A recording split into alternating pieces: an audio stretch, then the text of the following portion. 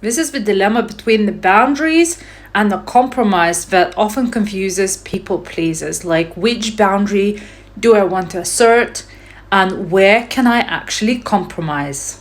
So this is a little bit philosophical because life makes us compromise on a lot of things. So what do you ask yourself? How do you decide whether you should assert yourself in this situation or whether you can actually compromise?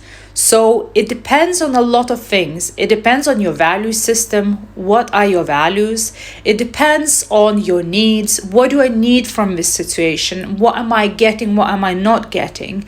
It depends on your emotions. How does that make me feel? Do I feel really bad in this situation? Does my anxiety skyrocket? And again, individually, is this because my anxiety needs to be sorted, or is the situation toxic?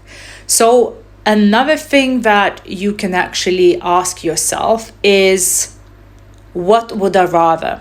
So if we're talking, for example, about workplace, if you're working in a company and you don't necessarily like, but you get good money and you get to express yourself, but you don't like your boss, right?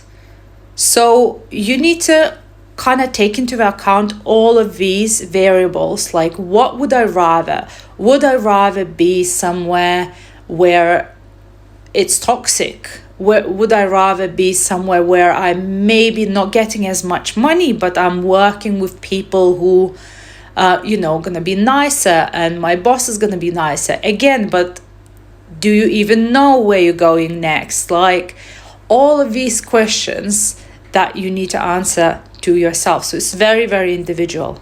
So, and this is something that I help my clients to actually discover and clarify for themselves, and to just go through all of the emotions and see whether, maybe the anxiety that they're feeling is actually from something that happened back in their life, in their past, and now they're anxious at any sort of conflict or anything like that. Maybe it's not as bad. So there can be a lot of things going on that could help you decide.